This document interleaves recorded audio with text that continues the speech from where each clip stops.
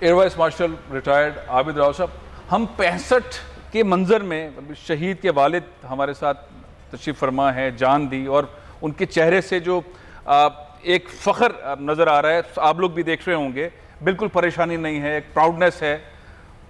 اس وقت بھی شہید جب ہو رہے تھے، کہانیاں سنی ہیں جی جی، آپ اس وقت کیا ٹینک پر اسلحہ باندھ کر، بارود باندھ کر انڈین ٹینکس کے نیچے لیٹ جانا، جانے دے دینا، یہ والا معاملہ، ایم عالم صاحب کی قربانیاں، انہوں نے جو عالمی ریکارڈ قائم کیا، منظر کیا تھا، کیفیت کیا تھی؟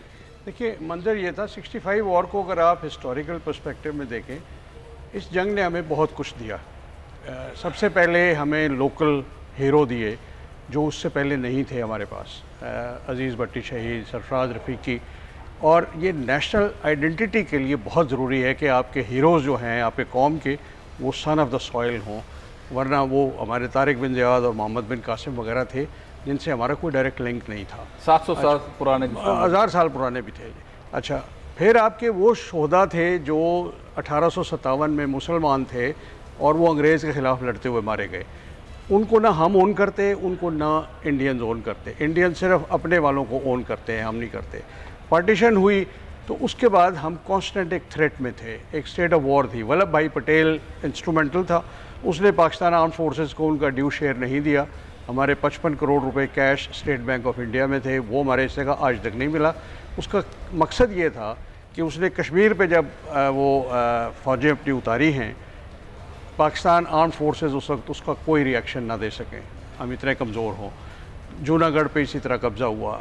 پاکستان کو اکنامکلی اس نے کولیپس کرانے کی کوشش کی کہ 6 مہینے کے اندر اندر یہ قوم واپس ہمیں ریکویسٹ کرے کہ ہمیں جوائن کر لو. ہم نے بہت تگ و دو کر کے یہ اپنی آرم فورسز کو ویپنز لے کے دیے. اس میں ہم نے بہت کچھ سننا پڑا. ہم امریکن کیمپ میں چلے گئے. انڈیا کے لیے سب کچھ کھلا تھا، ان کے لیے برٹش، فرینچ اور رشین ویپنز اویلیبل تھے. تو ہم اس پہ رہے، اور سن 47 سے 65 تک ہم پہ یہ ٹینشن تھی کہ کل آرم کانفلکٹ ہوگا تو ہمارا کیا بنے گا. تو اس جنگ نے جو نتیجہ دیا، اس میں سب سے بڑا جو حوصلہ قوم کو دیا، جس پہ آج بھی ہم زندہ ہیں، کہ 3 گنا بڑا دشمن بھی ہمیں نہیں زیر کر سکتا. یہ ہم نے ہر مارکے میں ثابت کیا ہے.